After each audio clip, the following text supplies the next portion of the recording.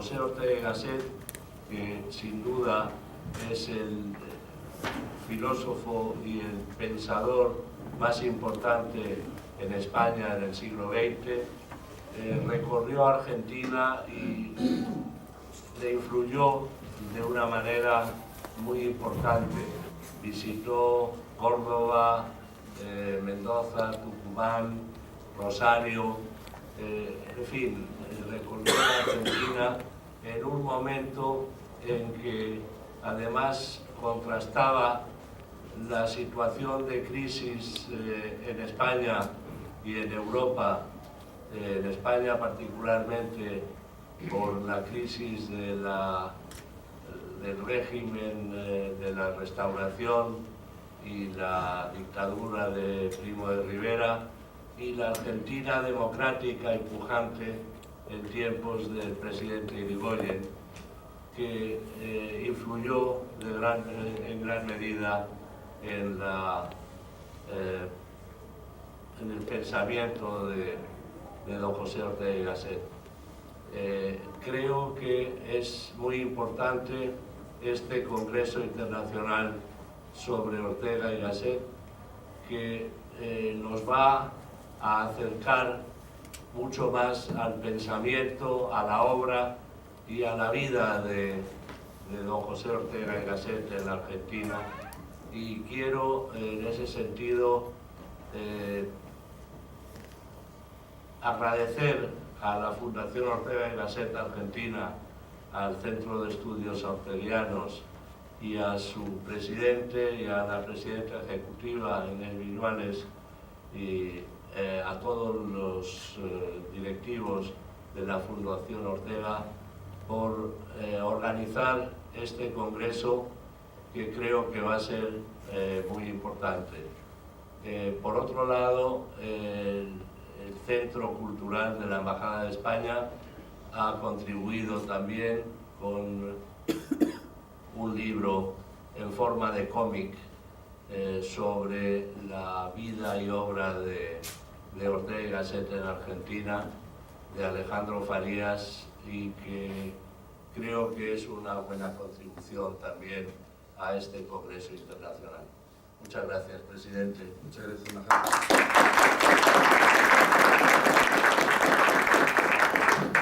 Bueno, como el señor embajador es un buen orteguiano, me ha sacado parte de lo que iba a decir ahora, pero bueno, vamos a repetir algún segmento.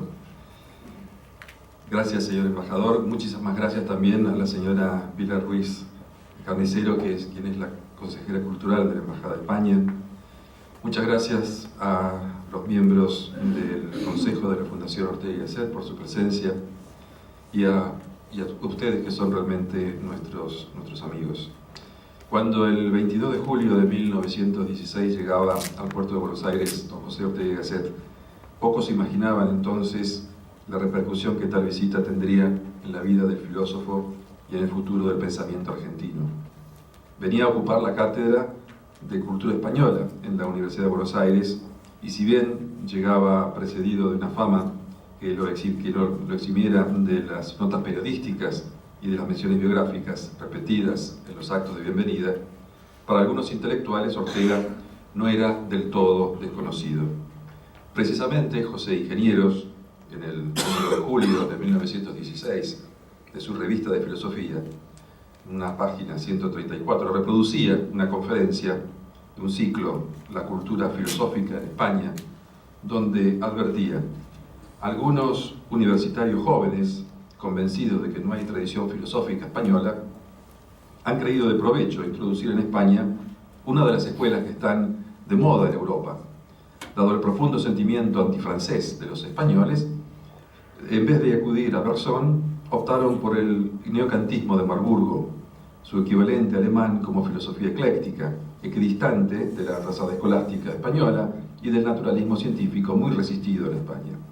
Los neocantianos españoles cultivan el derecho y no desdeñan las matemáticas, no profesan las ciencias naturales, entienden ejercer una función moral y política, en lo que parece continuar las huellas del krausismo. En España dicen que es otro krausismo. Aunque no exteriorizado aún en obras filosóficas, su influencia cultural es ya muy apreciable. Encabezan el grupo el distinguidísimo profesor José Ortega y Gasset, y a él pueden referirse Manuel García Morente, Luis de Zulueta, Domingo Barnés, Francisco Rivera Pastor, de los Ríos y otros jóvenes. Fin de la cita. En la misma revista se sucedían otros artículos firmados por Rodolfo Rivarola, quien era entonces el decano de la Facultad de Filosofía y Letras, y de Carlos Octavio Bunge, quienes representaban los extremos de la pugna ideológica que dividía a la facultad entre los positivistas y quienes pretendían una orientación superadora del cientificismo. La presencia de Ortega significó, pues, dar voz a un grupo de jóvenes que pretendían abrevar en los ideales filosóficos que movían la vanguardia del pensamiento europeo. En el relato del propio Ortega, aquella aventura transatlántica se podría describir de esta manera. Dice él: llegaba yo, como era justo y forzoso, sin que me precediera ningún aleteo de ninguna fama. Yo sabía entonces muy poco, yo tenía poco que dar. Traía pues muy pocas cosas. En rigor, no traía sino fuego, un poco de fuego para hacer cosas. Rendí, como pude, mi primera conferencia en la facultad. El salón estaba lleno, con el lleno normal y corriente de las inauguraciones. Los periódicos dieron noticia de mi iniciación con las fórmulas habituales. Pero he aquí que a la semana siguiente, cuando el doctor Avelino Gutiérrez vino a buscarme para llevarme a la facultad, nos encontramos con que en la calle Viamonte había una ocupación de la fuerza pública porque una muchedumbre ingente se había amontonado en ella. Había asaltado la facultad y había roto los vidrios de las ventanas. Y toda esa turbulencia y tanto desmán, no más que por el afán de escuchar una lección filosófica de un mocito gallego, 8 días antes, totalmente desconocido. Pero la medida de su éxito no solo fue el incremento de audiencias cada vez más numerosas que se multiplicaron por todo el país, sino la siembra de un espíritu activo, exigente y dotado de una nueva sensibilidad, eso que Ortega llamó el novecentismo, que cristalizaría en parte en la reforma universitaria argentina de 1918. Bajo el magisterio de Ortega, las generaciones filosóficas de la ribera del Río de la Plata se sacudieron definitivamente los anacronismos del positivismo criollo y así, liberados, estarían en condiciones de emprender nuevas rutas de conocimiento y reflexión. Ahora bien, ¿cómo vivía nuestro pensador este periodo que muchos años después Francisco Romero denominaría de jefatura espiritual? Con palabras de Máximo Checopar, habría que sostener que la primera visita de Ortega a nuestro país significó en su biografía el momento o la etapa del gran entusiasmo, que logró expresión en las primeras entregas del Espectador, donde se anunciaba que, a raíz del reciente viaje a la Argentina de su autor, ya no se pondría el sol. De la misma manera, Julián Marías aseveraba que no era excesivo decir que aquel viaje representaba un punto decisivo en su trayectoria biográfica y en su actitud intelectual. Con sus propias palabras, reconocería en una ocasión: no podría escribirse mi biografía, dice Ortega, sin dedicar algunos capítulos centrales a la Argentina. Es decir, que yo debo, ni más ni menos, toda una porción de mi vida, situaciones, emociones, hondas experiencias, pensamientos, a ese país. Así, absolutamente así. Pero aquel viaje de 1916 no lo trajo solo a Buenos Aires, también visitó la Universidad de La Plata y al finalizar sus actividades académicas en la capital, viajó para dictar conferencias en la recientemente fundada Universidad de Tucumán. Luego se lo escuchó en Córdoba, Mendoza y finalmente Rosario, siempre ante un público atento y multitudinario. Finalmente concurrió a Montevideo para hablar ante el público uruguayo. Abandonaba Argentina el 2 de enero de 1917. A partir de ese momento, la amistad entre Ortega y la Argentina, ya consagrada en este primer viaje, alcanzaría su apogeo en 1928, año de su segunda visita, precedida en este caso por una asidua colaboración en el diario La Nación y por el contacto epistolar con distinguidas personalidades de la academia y del mundo social porteño. Tuvo entonces la ocasión de presentarse en Chile y hablar ante el Congreso de aquel país. Aquella segunda estancia de 6 meses le seguiría un tiempo de exilio de 3 años, entre 1939 y 1942. Quizá el más oscuro y difícil de describir a la hora de hacer un balance vital de su cronología americana.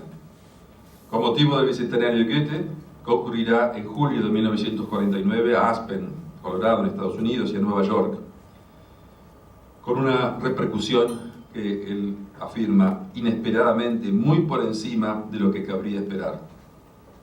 Allí terminaría la experiencia americana de Ortega, pues las múltiples invitaciones para participar de congresos, jornadas y conferencias en Puerto Rico, Caracas o México no tuvieron al cabo concreción por diversos motivos. Se observa pues que si los textos en los cuales Ortega se refiere a América, por ejemplo La meditación del pueblo joven, Hegel y América y otros textos del Espectador, necesitan un fondo que les suministre profundidad y perspectiva, será seguramente los contornos de nuestro país los únicos que puedan cumplir con esos propósitos. Por todas estas razones, que apenas he llegado a insinuar, ya que no es esta la ocasión de un tratamiento más extendido, hemos coincidido con la Fundación Ortega y Gasset de Argentina y la Fundación Ortega y Gasset Gregorio Marañón de España en la idea de que para celebrar el centenario de la primera visita de Ortega a territorio americano tendríamos que organizar aquí, en Buenos Aires, un congreso internacional. Nuestro congreso, Ortega y América, se inscribe ya en una tradición de jornadas académicas destinadas a trabajar sobre el pensamiento orteguiano, cuyos hitos fundamentales han sido el Congreso Internacional Arte, Educación y Sociedad en Ortega y Gasset, el aniversario de la deshumanización del arte, la rebelión de las masas y misión de la universidad, sucedido en Madrid el 15, 16 y 17 de noviembre del año 2000. Luego, Ortega, medio siglo después, 1955-2005, la recepción de su obra, también en la capital española, los días 18, 19, 20 y 21 de octubre de 2005. Le sigue el Congreso Internacional Ortega y Gasset, nuevas lecturas, nuevas perspectivas, a propósito de la nueva edición de sus obras completas, también en Madrid, entre el 15 y el 18 de noviembre de 2011. Por eso, agradezco públicamente a la Fundación José Ortega y Gasset Gregorio Marañón, en la persona del director del Centro de Estudios Orteguianos, doctor Javier Zamora Borilla, que haya decidido acompañarnos en esta idea de correr el meridiano orteguiano hasta Buenos Aires, hasta la primera América que conoció Ortega. Nos acompaña un conjunto sustantivo de académicos y estudiosos de la obra de Ortega, junto con investigadores jóvenes que renuevan el interés de las actuales generaciones en el pensamiento del filósofo. A todos ellos agradezco su participación, que jerarquiza y proyecta nuestra reunión con una virtualidad universal. Especialmente a Javier Zamora, sin cuya colaboración no habríamos logrado una convocatoria tan amplia y significativa. Agradezco asimismo a los miembros de la Fundación Ortega y Gasset de Argentina, por supuesto a Marta Campomar, los demás miembros del Consejo, especialmente a Inés Viñuales y a todos los miembros de la Secretaría que tan eficaz labor de comunicación y organización han desplegado en los meses previos al Congreso. Al arquitecto Ramón Gutiérrez, quien ha curado la exposición de los Ortega en la Argentina, digno marco visual para este Congreso. Por supuesto no puedo olvidar al señor embajador de España, don Estanislao de Grandes Pascual, quien esta y tantas otras actividades de la Fundación ha apoyado durante su gestión diplomática. Pero quisiera finalizar estas palabras citando a Soledad Ortega, quien en 1983 declaraba en la revista Quinto Centenario: si la muerte no hubiese cortado la vida de Ortega en 1955, su labor de influencia en el continente americano hubiese dado frutos aún más sazonados e importantes, y a él, a su vez, hubiese recibido incitaciones e impulsos que hubiera plasmado en páginas de expresión de su pensamiento, que la muerte nos ha arrebatado. Espero que este Congreso Internacional que ahora abrimos reviva, al menos en parte, aquella existencia cegada en el cenit de su fecundidad y que durante los próximos 3 días podamos dar cuenta de que Ortega vive en sus intuiciones, en sus ideas, en sus críticas, en las páginas que recorrerán las conferencias y comunicaciones que ocuparán cada jornada.